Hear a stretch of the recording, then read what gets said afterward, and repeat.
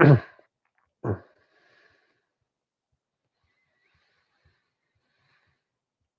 is Yair Pinto coming to you live from Israel. And welcome to this special edition of Boots on the Ground, everybody.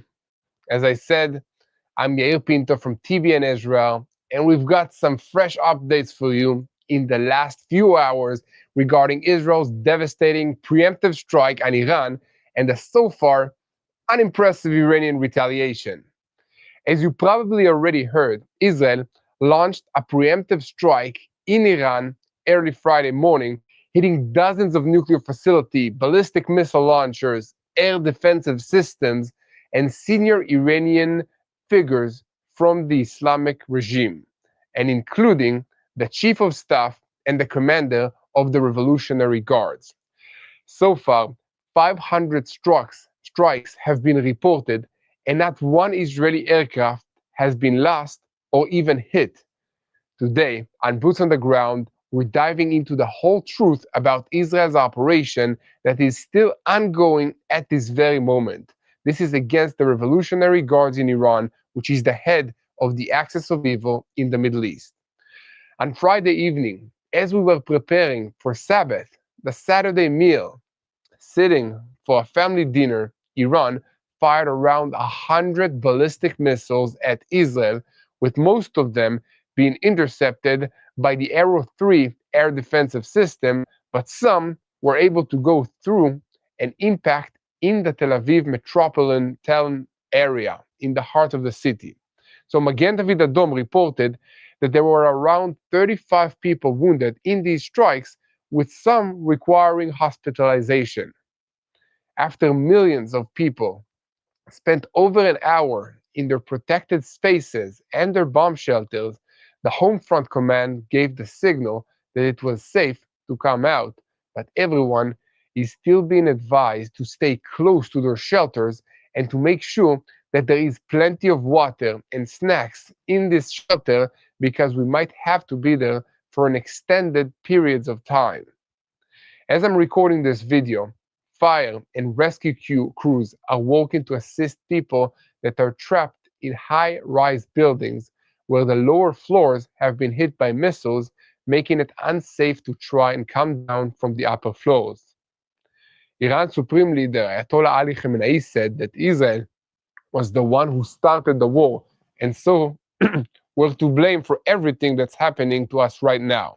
He said, the Zionist regime will not be unharmed and will face consequences for these crimes. The Iranian nation must be assured that the response will not be half-measured. Defense Minister Israel Katz responded by saying Iran crossed red lines when it dared to fire missiles at civilians, at civilian population centers in Israel. We will continue to protect the citizens of Israel and ensure that the Ayatollah regime pays a very heavy price for its criminal actions. For the record, most Western governments seem to be blaming Iran for starting this conflict and for acting irresponsibly in regards to their nuclear issues in particular, and also destabilizing the entire region in general. I'm talking about financing terror groups. So with that in mind, Khamenei thought he had seen everything since this morning, but now he might be about to discover that his humiliation is just beginning. In the United States, they are beginning to openly discuss the possibility of regime change in Tehran, using the momentum that is created by Israel's highly successful strikes on the regime over the past 24 hours. President Donald Trump's position on the matter is not yet clear, but we should all be paying close attention and see what he decides. For his part, Israeli Prime Minister Benjamin Netanyahu said earlier today, there will be an attack against us. It can be very difficult. So far, I can tell you that it has been difficult, but it has not been catastrophic. I don't think that they are saying the same thing in Iran, and here's why. Israel opened another wave of strikes against Iranian targets on Friday afternoon as part of the Operation Am Kelavi, or Roaring Lion in English. After the strike, that destroyed the Tabriz airport in northwest Iran, which serves the military as well as civilian airlines. It was also reported that missile systems were hit and that nearby railway lines sustained damage. United States President Donald Trump issued statements in the last hours putting the blame for this situation squarely on Iran's regime, saying they were offered many pathways to resolving the nuclear standoff peacefully, and they chose to reject all of them. He said that a chance to avoid an even bigger disaster is still available, but Iran must make a deal before it is too late. And meanwhile, the Mossad published unprecedented footage of its operatives in the heart of Iran using UAVs to destroy ballistic missiles and other strategic targets. Iran did manage to get off a salvo of 100 UAVs, suicide drones, and now some 100 ballistic missiles, but they were almost all shot down by the Jordanian Air Force and the Israeli Air Force before reaching the Israeli airspace. And fragments and some missiles did fall across the country of Israel, including the Golan Heights, but also in the center of Tel Aviv. We have some casualties and potentially one fatality in this attack that is not yet being confirmed. But there was lots of damage and casualties on the Iranian side of this conflict, including the entire high command of the Iranian Air Force, which was tricked using false communications into holding a meeting in an underground headquarters that was then hit by the Israeli missiles, and everyone present was annihilated. Among the dead is the Corps Commander Amir El-Hajizadeh, and later in the program, TBN Israel senior Middle East analyst Mati Shoshani will give us a brief update on the exercise that led to the elimination of Iran's Air Force leadership. As amazing as this operation was, it is only one of many aspects of today's attacks which will be studied by war planners and counterterrorism specialists for generations to come, just as the Israeli airstrike, which wiped out the air force of Egypt, Syria, and Jordan on the morning of June 5th, 1967, are still being studied today. Just as in 1967, the preemptive attacks launched against Iran this morning were a perfectly legitimate move to eliminate an immediate threat to Israel's existence. The IDF revealed materials throughout the day showing that Iran was very close to deploying nuclear weapons and using them as part of a grand strategy that also included ground invasions of Israeli territory in order to do what Hamas did to us on October 7th of 2023, but on a much larger scale. Now, it is the Iranian regime that must worry about its continued existence, as we're roughly 20 hours after the opening blow, and their strategic capabilities have been seriously degraded along with their image of invincibility. This affects their relationship with their allies in Moscow and Beijing, their neighbors in Pakistan, Saudi Arabia, and the rest of the Middle East, and their opponents here in Israel, also in Europe, and of course, in the United States of America. Excuse me.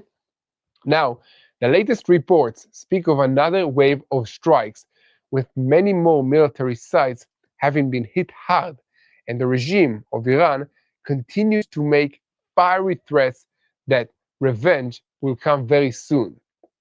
As a friend of mine likes to say, talk is cheap, especially in the Middle East. So guys, here in Israel, we don't make a lot of threats to try and get everyone to believe how tough and strong we are. We just give fair warnings to everybody that we really are tough and strong, and then if warnings don't work and are not taken seriously, we show everybody why they should have paid better attention. But Iran has their way of doing things, and we have ours. Now moving on, as we've reported before, Iran did manage to fire off around 100 UAVs towards Israel earlier in the day, but as the security forces reported, we disrupted a combined attack. It is important to point out that when they said we, They meant Israeli forces, but also American forces stationed in the Middle East who provided technical support with radar and with communications. Thanks to the American forces that are stationed in the Middle East and our allies, we are here today with not a massive destruction and harm because of the missiles. And speaking of the Americans, President Trump told reporters on Friday afternoon that we knew about the strike in advance. It will be great for the markets, and Iran without nuclear weapons is good for the market. He also repeated his message to Iran that they should make a deal soon because the next strikes will be more brutal. I gave them a chance to make a deal. Now everybody is dead. He added, 2 months ago, I gave Iran a 60-day ultimatum. They needed to do it. Today is day 61. And meanwhile, the United States Navy has begun moving ships into positions to intercept incoming Iranian missiles and otherwise help protect Israel from any potential Iranian response. But before we talk about what comes next, we need to tell you all about what's already happened, including some more of the most interesting aspects of this opening strike on Iran by the Mossad and by the IDF. The Sabrin news agency, affiliated with the pro-Iranian militias in Iraq, reported that explosions were heard near Tehran and in the Qom area, where the Fordo uranium enrichment facility is located. Unbelievably, the Mossad set up a base of operations in the heart of Iran, right under the noses of the Islamic Revolutionary Guard Corps. This was accompanied by years of meticulous planning and intelligence gatherings, which converged on the night of the strike in three main axes: deploying precision weapons in Iran's heartland, attacking defense systems from vehicles, and drones launched from inside Iran at missile launchers. A security source said that the achievement is greater than a surprise attack because the Iranians knew it was coming and still took a heavy blow. Once again, Mati has all the details, so you want to stay tuned to hear from him later in this report.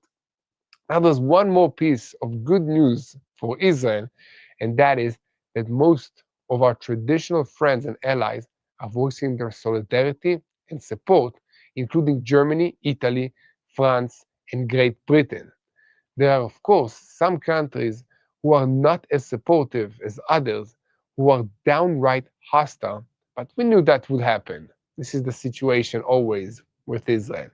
And back in Israel, the Home Front Command declared a special security situation assessment, but the public no longer need to stay near shelter. So we can all go to the grocery store, stock up on tuna fish, bottled water, in case we have to stay in shelter for an extended period of time. But I'm personally optimistic that this will not be necessary for a very, very long time. In any case, the Ben Gurion International Airport has been evacuated and closed for at least 3 days, with all flights cancelled. The Ramon Airport in Israel's south is still operating on a limited basis, as far as we know, but that could change at any time. And that's because Israel estimates that the war with Iran will last for at least 2 weeks. And Prime Minister Benjamin Netanyahu issued a statement warning the public that we may need extended time in protected spaces. As for the rest of the world, they are stunned, as analysts say that Iran has never been weaker, and some are even beginning to speculate about the possibility of a rebellion against the regime by its many domestic enemies. So guys, we have a lot to talk about today, so let's dive into the details.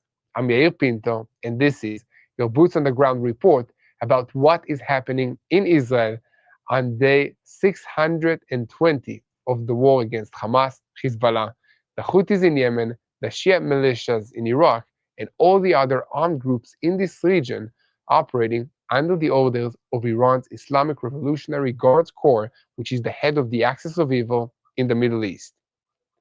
And guys, a moment before we start, I want to invite you to click the subscribe button so that you stay tuned to the truth in real time, know how to pray for the peace of Jerusalem, and never miss another episode of Boots on the Ground. Now, let's continue and start with the latest reports.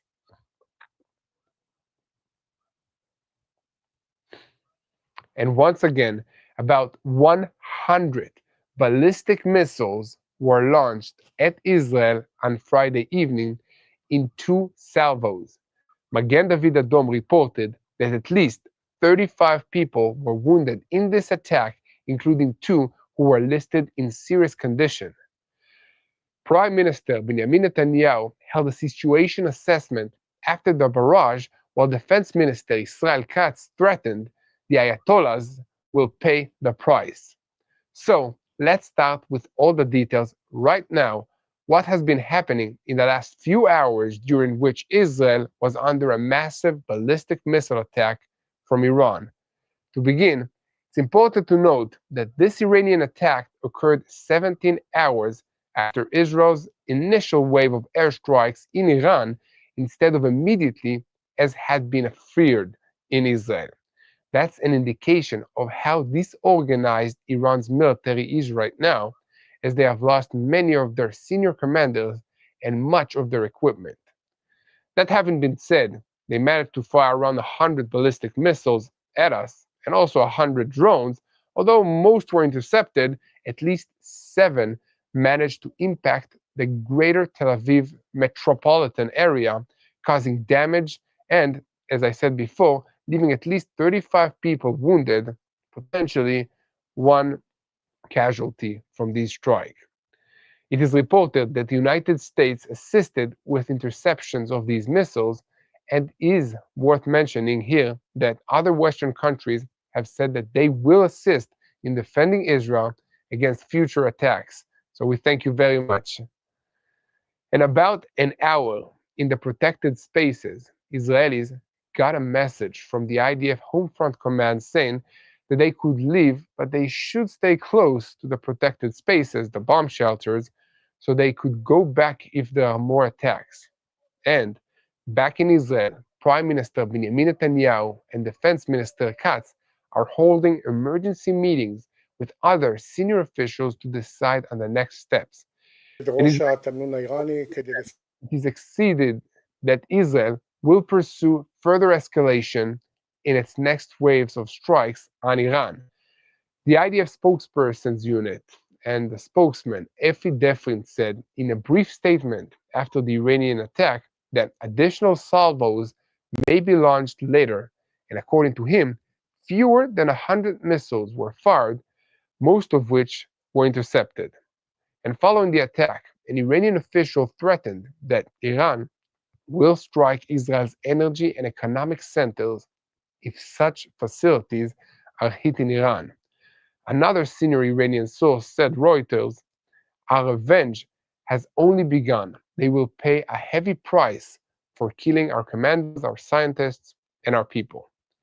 The Revolutionary Guards claimed that they struck dozens of targets and in Israel, and announced that the operation's name is True Promise 3, following True Promise 1 in April 2024 and True Promise 2 in October, also some 12 months ago. So to make a brief comment of my own, neither one of these previous attacks caused Israel any serious problems, and I don't expect that this one will cause serious problems as well so far. We will pray for those who have been wounded. Let's pray also for the homes, the people that lost their homes and their homes were damaged. But Israel will not be defeated.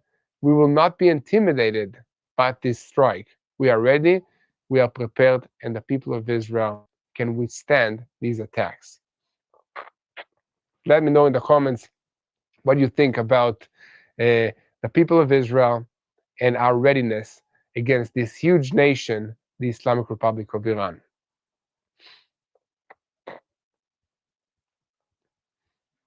So guys, now getting back into the news from the past 24 hours, the IDF spokesperson's office announced on Friday afternoon that more than 12 hours after Operation Am Kel Aviv began, that they had completed another series of strikes against Iran's surface-to-surface missiles array. The IDF stated that as part of the strikes that were carried out with precise intelligence guidance from the intelligence division, Israeli fighter jets destroyed dozens of launchers, missile storage sites, and additional military sites. One of the sites that were attacked in western Iran featured a launch system placed within containers, which the IDF described as unique. The IDF emphasized that since the start of Operation Iron Swords, the Iranian regime has launched hundreds of surface-to-surface missiles towards Israel, and the destruction of these missiles is a critical task in the effort to protect Israeli citizens. Beyond that, Israel's arsenals includes missiles with ranges of thousands of kilometers, and that leaving these missiles in the hands of the Iranian regime is a danger to the region and to the world. The additional wave of strikes this afternoon followed the nighttime attack on the Islamic Republic, where the Air Force had already struck weapon systems and ballistic missiles aimed at Israel. And earlier in the afternoon, it was revealed that the IDF had destroyed an airport in the Iranian city of Tabriz. And according to the Iranians, since the start of the nighttime attack, there have been 78 fatalities in airstrikes on residential neighborhoods in Tehran, and 329 others have been wounded. Senior IDF officials described the nighttime campaign deep inside Iran as a historic operation, noting less than a move intended to remove an existential threat from the state of Israel. And according to one senior officer, the Air Force launched a historic preemptive strike last night, aiming to neutralize one of the most existential threats to Israel. This is not a tactical operation. It is not just a mission. This is a real war, planned and executed 1,500 kilometers from home in the most sensitive period amidst multi-front warfare, being attacked by several enemies at once. The senior officials emphasized that this was a move built in real time alongside ongoing fighting with Hezbollah in the north, Hamas in the south, and other threats. They said, "We don't embark on such a move without the entire state of Israel being with us. This is an operation that requires total national responsibility, from the security system to the home front's functionality. This is a rolling operation, not a one-off mission. Our responsibility is also to maintain the community and the continuity of Israel and the IDF's functionality while continuing this war on multiple fronts." Now, with all of that having been said, let's start from the beginning.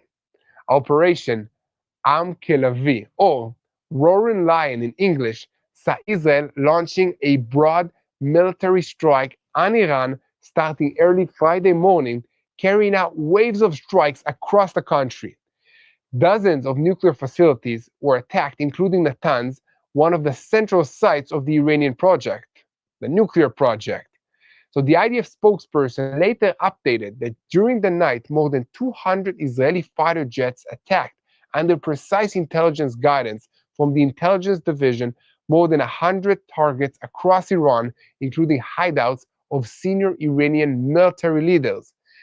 The Saudi news portal El Arabiya reported, citing Israeli sources, that there have been 600 Israeli strikes in Iran so far. According to Iranian media reports, the Arak heavy water reactor, the Parchin military complex, the Hondab reactor, as well as targets in Kerneschach, Ilam, Qom, Hamdan, Kormobad, Pirshahar, Tabriz, and Qasr el-Sirin were also attacked. I'm probably not pronouncing these names correctly, but guys, you understand my point. Iran were attacked severely on multiple occasions. So, Iranian state television confirmed that the Revolutionary Guards commander Hussein Salami was eliminated in the initial strike. The El Hadat reported that the strike also targeted other senior Iranian officials, including the military chief of the staff, Muhammad Bakari, Quds Force commander Ismail Kahani, and the head of the Air and the Space Force. That last part was really shocking to me, as I didn't know that Iran had a space force, but now I think that they do not have him any longer. So this is a good situation for Israel. And speaking of no longer being in the picture, Reuters reported that Ali Shamkhani, the head of Iran's nuclear program and a senior advisor to the supreme leader Ali Khamenei, was also eliminated. An Iranian TV added that nuclear scientist Firyadun Abbasi, Muhammad Terhai, and Abd el-Rahim Minsurar were all terminated in these strikes, along with Iran's emergency command head Katem Golan Ali Rashid, that was also eliminated. And once again, I'm probably mispronouncing all of these names, but I think that you get my point. However, an Israeli security source said that without mispronouncing any names, that the odds are rising that the Iranian general staff, including the Iranian chief of staff and also senior military scientists, were neutralized in the opening blow of this strike. So guys, here at TBN Israel, we will continue to report on all the developments, and as always, we ask you to keep spreading the truth by sharing these videos on YouTube, following us on social media, but make sure to follow only official accounts of Yair Pinto and Mati Shoshani. And guys, if you want to help us create more content like this one, please go to our website at tbnisrael.com/give or hit the donate button on YouTube. It really helps us reach more people with what's happening in Israel. Another thing that's very important to us is the health and well-being of our families, our friends, and also the fellow Israeli citizens. So that's why we're proud to partner with Magen David Adom. Israel struck deep inside Iran, and now all eyes are on what comes next. The threat of retaliation is real, and every Israeli knows what that could mean, including incoming missiles, chaos, injuries, fear. When the sirens go off, and they will, Magen David Adom will be first on the scene, not as soldiers or journalists, but as medical first responders, running towards danger, not away from it, risking their own lives to save others. This isn't a theory, this is how it works. I've seen it personally. But they can't do it alone. So to be ready, Magen David Adom needs ambulances, protective gear, emergency supplies, and trained medics ready to move. So we have a saying, whoever saves one life in Israel, it is if they've saved an entire world. So now is the time to act. Please go to savelifeisrael.com. Again, that's savelifeisrael.com and support Magen David Adom, because when the next attack comes, they'll already be underway. Now, guys, I'm getting back into the news, and the IDF spokesperson, Brigadier General Efi Defrin, issued a statement after the first wave of strikes in Iran, announcing that we launched an operation to ensure our existence here. But Iran demonstrated that it doesn't want Israel to continue existing here by launching a counterattack involving over 100 UAVs, and the IDF would try to neutralize them. These drones take a few hours to reach Israel from Iran, so the civilian population were given a notice to stay close to a protected space, and the approximate time that the drones were expected to arrive in Israel and inside the Israeli airspace. In the event that they were all shot down by the Jordanians and the Israeli Air Force before they arrived into the Israeli airspace, but falling debris from one interception started a small forest fire in the Golan Heights area. This is a small taste of Iran's big plan, revealing this afternoon by Brigadier General Defrin to obtain nuclear weapons in the near future. And furthermore, senior figures in Iran, Hezbollah, and also Hamas plan to launch precise fire from the entire axis of evil in a coordinated attack which would lead to an invasion of the Israeli territory.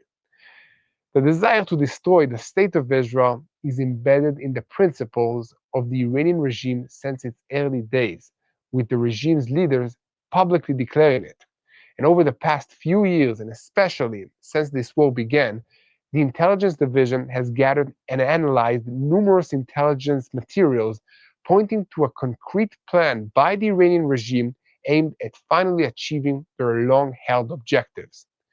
Alongside Iran's efforts to obtain nuclear weapons, the regime is engaged in producing tens of thousands of missiles and drones and advancing plans for a combined ground attack from multiple fronts against Israel. Numerous materials seized during the war show coordination between the Iranian regime and the leadership of Hamas and Hezbollah, even after the 7th of October, with the regime planning to rearm them. The State of Israel, therefore, has no choice, and the IDF has a duty to act to protect the Israeli citizens, and we will continue doing so. So if you want to help TBN Israel get the truth about all of this out to more people, please share this video on YouTube and follow us on social media. And as always, we ask you to click on the subscribe button because in addition to making sure that you never miss another episode of Boots on the Ground, you're also helping the channel get more circulation on YouTube.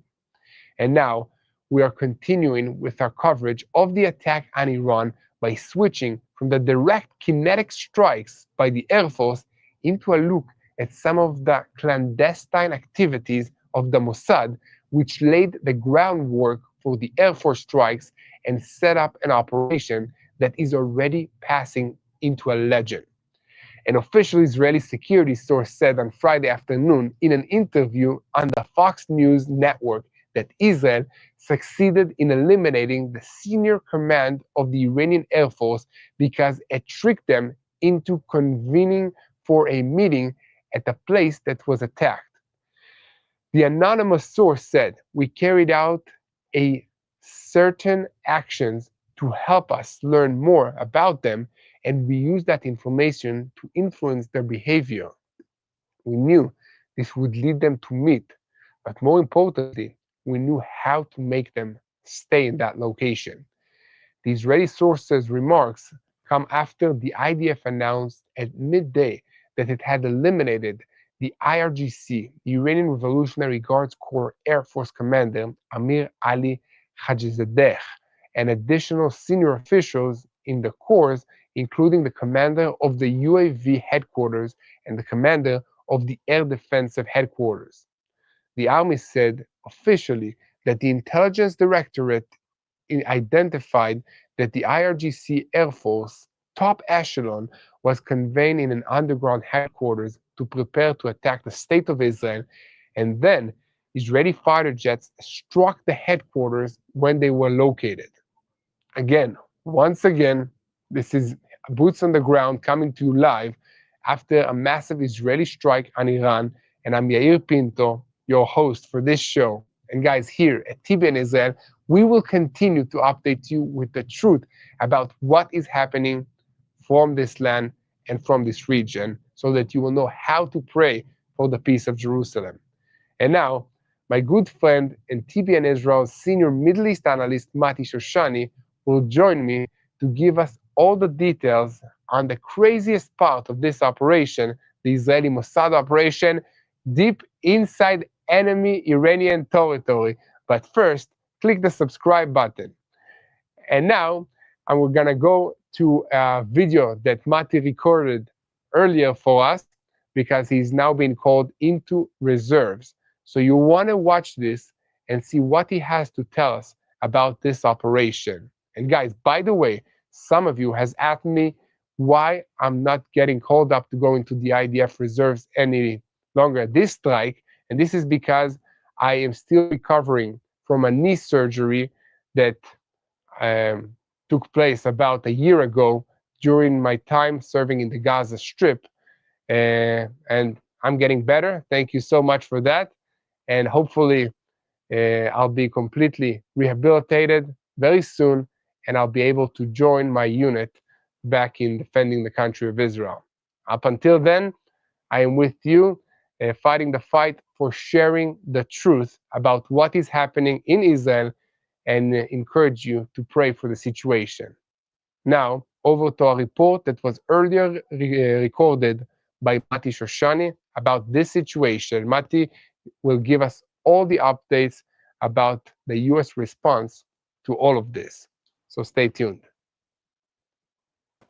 I think what happened over the last day or so is going to be discussed, discovered, and created into films many, many more times for many years in the future. But what we currently know has just been blowing my mind. And I need to break this down for you. What we're learning the last day or so about what the Mossad has been doing in Iran is beyond fantasy, it's beyond imagination. It is dramatic and brilliant in a way that just makes you, want to applaud and stand in awe at the level of depth of thought and creativity that Israel used to target Iranian targets. Now, I need to give you some background here to everything that happened on the night of June 13th. I need to give you some background to everything that happened on the night of June 13th. And let me start about 10 years ago. We, the Israeli public, know that the Israeli government has been spending tens of billions of dollars prepping for an attack against Iran. And now we're finding out how creative the use of those funds was. I assumed, and I think many people did, that it was intelligence and electronics and possibly some new technological solutions and maybe bombs and maybe aircraft and, the linear way of thought. But what we're finding is just beyond imagination. I'll give you an example. It turns out that the Mossad planted in an underground base drones within Iran or somewhere in that area that were used to attack targets inside of Iran. So we didn't bring them from Israel, we had them inside Iran. It turns out that Israel was using methods of deception to funnel the people we wanted to assassinate from one place to another, bring them out of hiding, pull them out of hiding so we'd be able to attack them. And in some of these cases, it was multiple maneuvers, one after the other, to pull a group of people out of hiding into a place where we were able to strike them all together. And that really makes sense when you look at the list of people that were assassinated all in one night. And I remember, this is early last morning, standing, just seeing the names come in one after the other, and you ask yourself, how were they able to get so many so fast? Well, that's the answer. We social engineered these people to come to a place that we wanted them to end up in. And we did it repeatedly with multiple executives. And that's why the head of the RGC is no longer with us, the chief of staff for the Iranian army isn't with us, and countless other executives and leaders and project managers in the nuclear program are no longer with us. We struck a hit in the Iranian pride and the Iranian ability to withhold information from Israel in a way that I don't think they're going to recover from for many years, if at all. And let me explain that. We've done some things in the last year and a half. We've killed executives in Hamas within, their facilities. We've now eliminated countless engineers and executives and commanders in their armed forces who have been in hiding.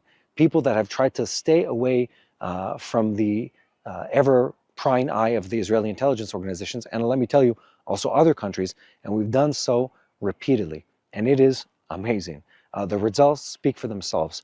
Israel last night targeted Iran, but in a way that wasn't carpet bombing. It wasn't random or arbitrary. It was exact, it was precision strikes time after time after time after time. And it was devices that were hidden within Iran and intelligence infrastructure that was built over years of painstaking work, and people from Israel that were planted within Iranian territory to gather intelligence real time or strike on targets real time and allow the Air Force to, in a precision way, and I think several other units that we'll find out about in the future, to in a precision way strike many, many, many leaders in the Iranian government and Iranian Revolutionary Guard Corps, the IRGC, in a way that will leave them licking their wounds for many years to come. And I think this gets really interesting.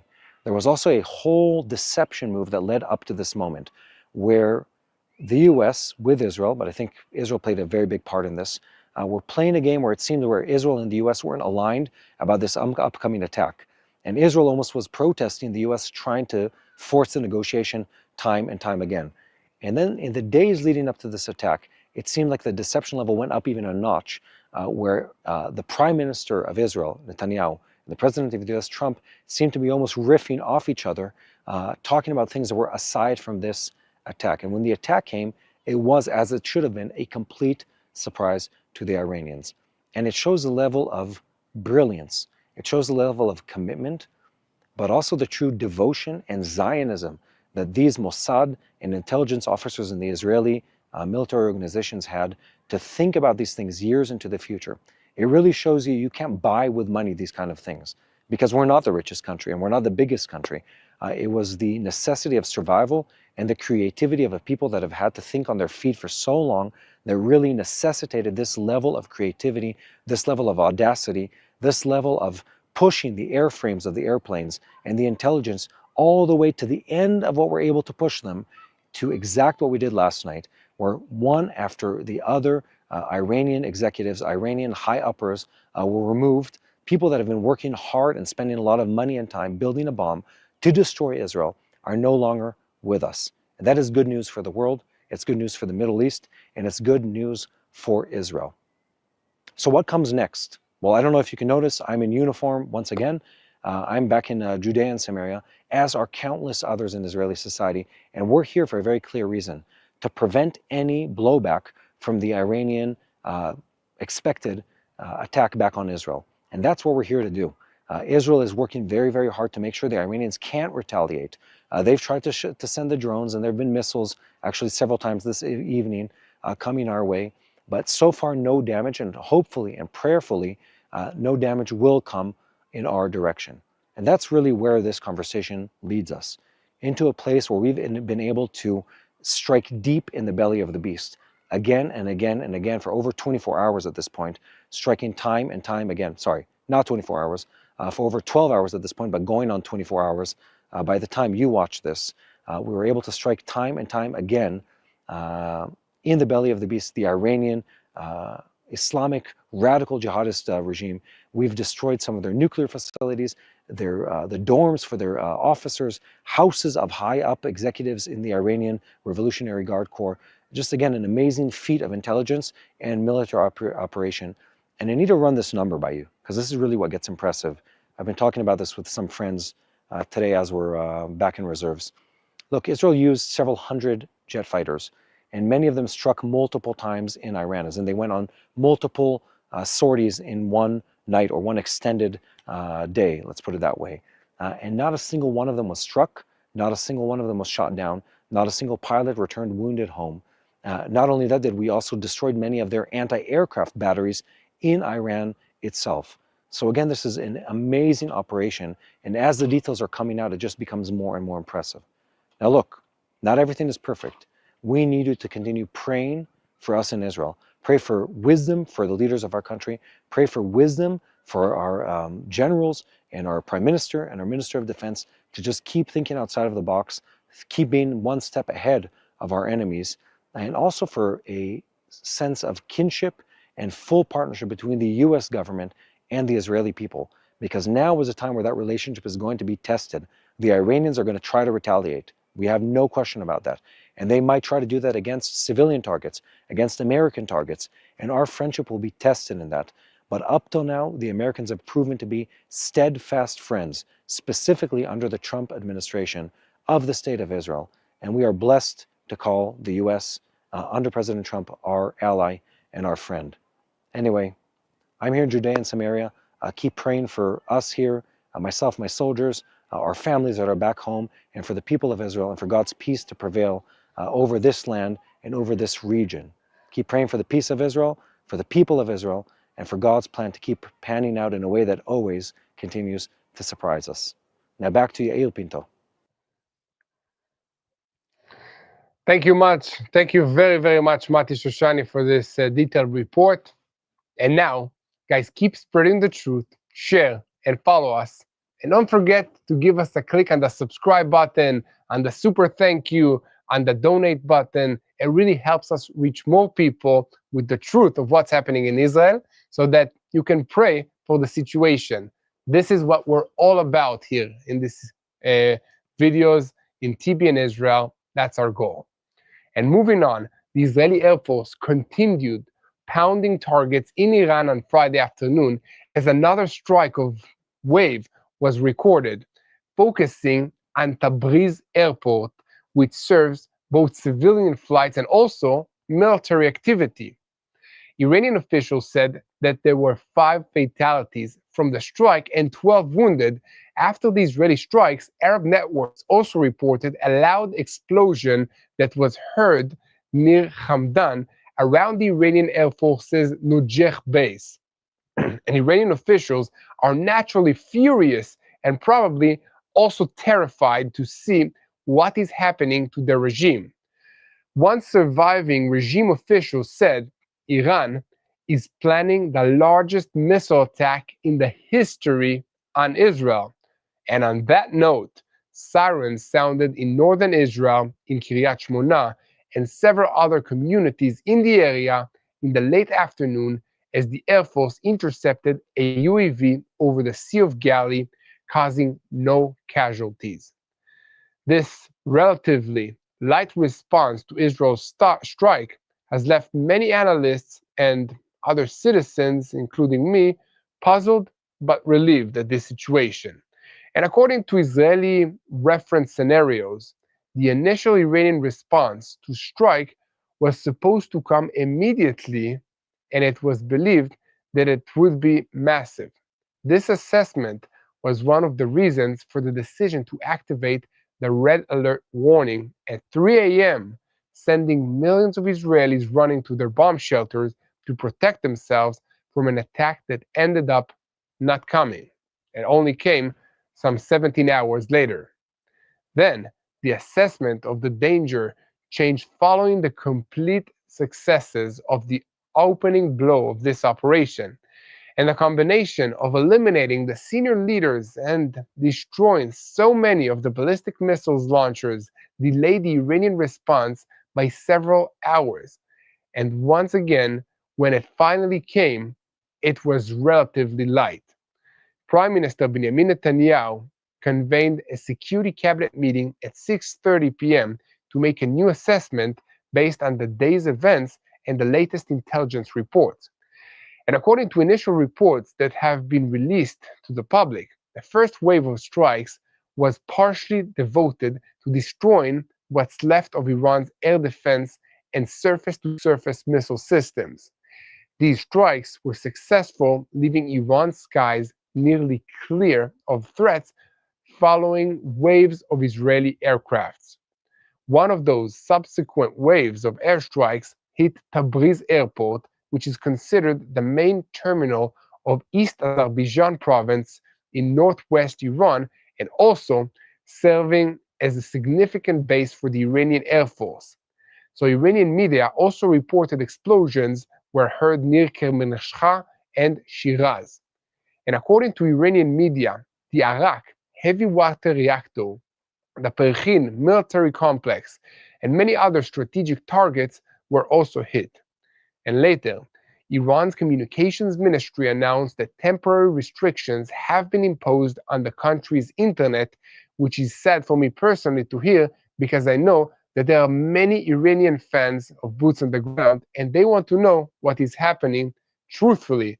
And I hope that they will find a way to get these reports so that they will know what's happening in this situation, in this conflict, and not receive the lies from the Ayatollah regime. And meanwhile, Israeli President Yitzhak Herzog issued a statement in which he said, "A people like a lion shall rise." Last night and today, before our eyes and the eyes of the entire world, the strength of the State of Israel has once again been revealed in the form of its long security arms that act with creativity, with precision, and with courage to remove from us a very heavy threat. We owe deep gratitude to the fighters, to the IDF, to the Mossad, to the Shin Bet, and to all the security branches and their commanders who have acted and are acting in impressive cooperation. I bless the Prime Minister of Israel, the Defense Minister, the Cabinet, the Chief of Staff, and the heads of the Mossad and the Shin Bet, and all involved and the partners in decision makings in this important campaign.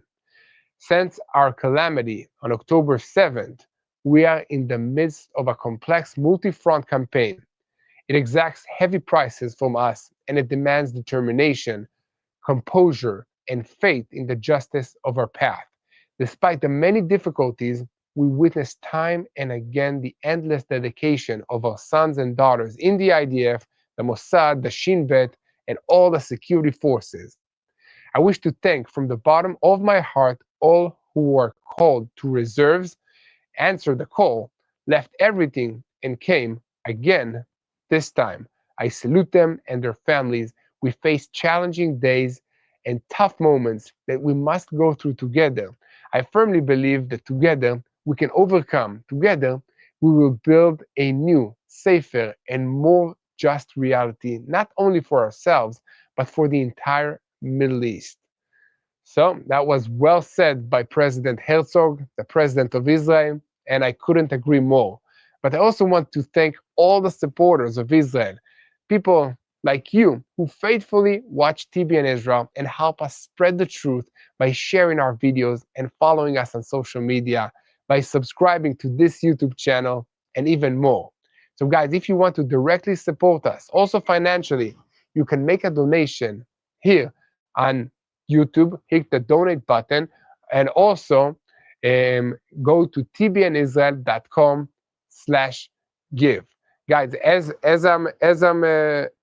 we are live now, I also get a report from the home front that any minute we might receive a sirens alarm and we potentially might need to go to the bomb shelters again. So I will let you know. Up until that moment, I will remain with you and give you the news. So guys, keep me, my family in your prayers.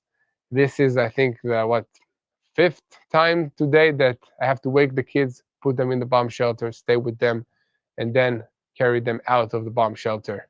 My youngest really enjoys having the company because the bomb shelter is actually his room. So I put the kids in his crib.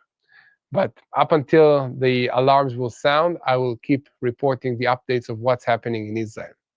So now, moving on to the diplomatic front, it's been a mixed day today. So following the IDF strike on infrastructure and on senior figures in Iran, as part of an unprecedented operation to thwart Tehran's nuclear plan, many countries around the world issued official responses, some back in Israel, while others sharply condemning the action. And amongst those supporting Israel were traditional allies in Europe such as France, Germany, and Britain, as well as the Czech Republic and others. The support from the Trump administration in the United States was more nuanced at first, but it grew warmer and warmer as the day progressed, and reports of how successful the strike has been. The United States Secretary of State, Marco Rubio, emphasized that tonight Israel took unilateral action against Iran. Rubio clarified that the United States is not involved in the strikes and that our top priority is to protect our American forces in this region. However, he noted that Israel informed Washington that it sees the action as essential for self-defense, adding that Iran must refrain from harming the United States interests or our personnel. The Kremlin had a predictable response to the developments, saying in the statements that we condemn the sharp escalation in tensions between Israel and Iran. We are concerned about the situation following the Israeli strikes on Iran. And Jordan's government issued a harsh statement saying Jordan has not allowed and will not allow its airspace to be harmed, nor will it become a battlefield for any kind of conflict. The message distances Jordan from any possible involvement, and Saudi Arabia sharply condemned the action, saying it violates Iran's sovereignty and international law. The Saudi Foreign Ministry said that Foreign Minister Faisal bin Farhan spoke with his Iranian counterparts, Abbas Araghchi, clarifying that the use of force only undermines efforts to de-escalate and reach diplomatic solutions. And meanwhile, following the IDF's actions against the infrastructure in Iran, the Foreign Minister Gideon Sa'ar has been conducting a marathon of diplomatic calls with his counterparts around the world since the night hours. The calls are part of a diplomatic effort to secure international legitimacy for a military action against Iran's nuclear facilities. So guys, keep spreading the truth, share, and follow us. And as you can hear, these are the sirens alarms. So I will need to go to the bomb shelter.